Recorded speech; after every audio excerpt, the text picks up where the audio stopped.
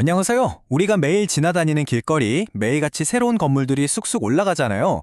근데 사실 그 속이 어떻게 돌아가는지는 잘 모르시는 분들이 많을 거예요.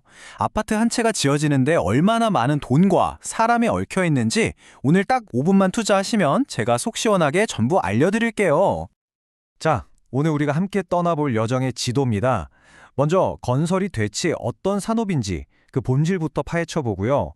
그 다음엔 누가 건물을 짓고 돈은 또 어디서 나는지, 그리고 실제 아파트가 어떻게 올라가는지 차근차근 따라가 볼 겁니다. 마지막으로 이 모든 게 우리 삶과 무슨 상관이 있는지까지 확실하게 짚어드릴게요.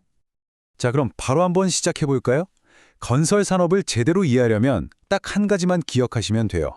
이 산업의 가장 근본적인 특징, 바로 모든 것이 주문에서부터 시작된다는 겁니다.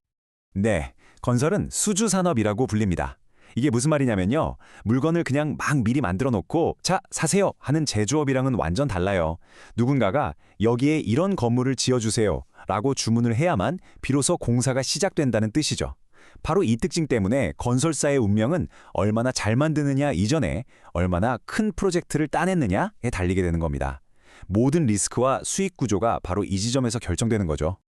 오케이, 그럼 주문을 기반으로 돌아간다는 건 이제 알았어요. 그럼 자연스럽게 다음 질문이 떠오르죠. 아니, 도대체 누가 주문을 하고 또 누가 그걸 실제로 짓는 걸까요? 이 복잡한 관계도를 한번 들여다보겠습니다. 이 거대한 프로젝트의 맨 꼭대기에는 발주자가 있습니다. 말 그대로 공사를 주문하는 주인이죠. 여기에 다리 하나 놔주세요 하는 정부가 될 수도 있고요. 이 땅에 멋진 아파트 단지를 짓고 싶다고 꿈꾸는 민간 시행사가 발주자가 될 수도 있습니다. 자, 발주자의 주문을 받아서 이 거대한 프로젝트를 진두지휘하는 총사령관이 바로 종합건설업체입니다. 우리가 뉴스에서 흔히 듣는 바로 그 대형 건설사들이죠. 이들은 공사의 시작부터 끝까지 모든 과정을 책임지고 조율하는 역할을 맡습니다. 근데 종합건설업체가 망치 들고 시멘트 바르고 모든 걸 직접 하진 않겠죠. 실제 현장에서 전기공사, 배관 작업, 창문 설치 같은 세부적인 작업들은 각 분야의 전문가들, 바로 전문건설업체에게 일을 나눠줍니다. 이걸 우리가 하도급이라고 부르는 거고요. 마치 거대한 오케스트라의 지휘자가 각 파트의 연주자들에게 악보를 나눠주는 것과 똑같습니다. 자, 이제 등장인물들은 다 모였습니다. 그럼 이제부터가 진짜 핵심이죠. 가장 중요하고 또 가장 복잡한 문제, 바로 돈 이야기로 넘어가 보겠습니다. 아니, 이 어마어마한 프로젝트에 들어가는 수천억, 조 단위의 돈은 대체 어디서 나오는 걸까요? 한번 생각해 보세요. 수천억 원이 드는 공사라니 정말 감도 안 오죠.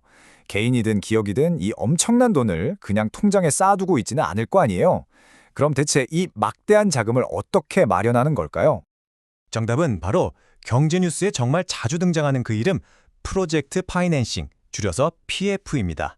우리가 보는 화려한 건물 뒤편에서는요, 바로 이 PF라는 거대한 금융 엔진이 보이지 않게 쉼없이 돌아가고 있는 겁니다. 이 PF라는 게 정말 재밌는 방식이에요. 보통 우리가 돈을 빌릴 땐 내 신용이나 재산을 담보로 잡잖아요. 그런데 PF는요, 돈을 빌리는 회사의 재산이 아니라 오직 이 프로젝트가 성공해서 벌어들일 미래의 돈을 담보로 합니다. 이 아파트 지으면 무조건 대박 날 겁니다. 라는 그 가능성 하나만 믿고 수천억을 빌리는 거죠. 그래서 보통 이 프로젝트만을 위한 임시회사, 즉 특수목적법인 SPC를 만들어서 진행해요. 정말 대담하고 기발하지만 그만큼 리스크도 엄청나겠죠? 그럼 돈을 빌려주는 금융기관은 뭘 믿고 그렇게 큰 돈을 내어줄까요? 바로 건설사가 거는 책임준공이라는 아주 중요한 약속 때문입니다. 이건 말 그대로 혹시 중간에 시행사가 망해서 돈을 못 주더라도 저희 건설사가 무슨 일이 있어도 책임지고 이 건물은 완공시키겠습니다.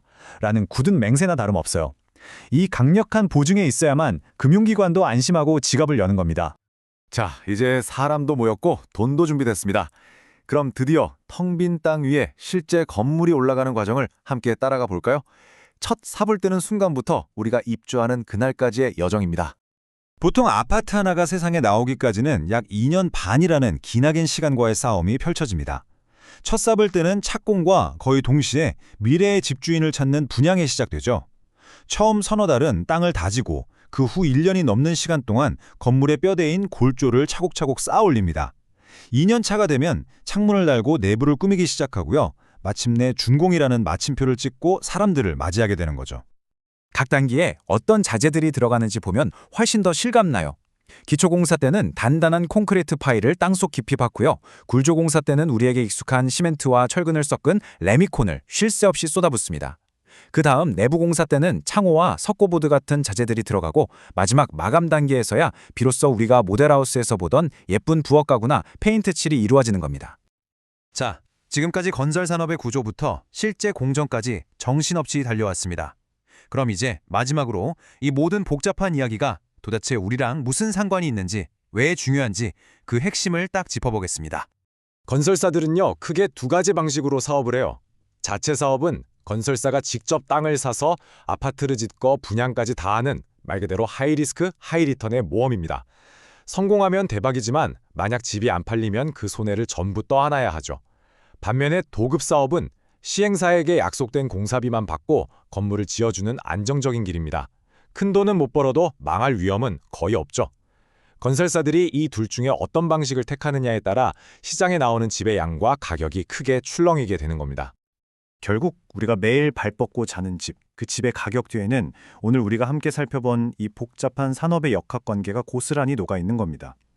이제 앞으로 부동산 뉴스를 보실 때 PF 위기라든지 건설사 미분양 사태 같은 단어가 나오면 그냥 흘려듣지 않게 되실 거예요. 그 단어 뒤에 숨어있는 돈의 흐름과 사람들의 관계가 이전과는 전혀 다르게 훨씬 더 선명하게 보이지 않으신가요?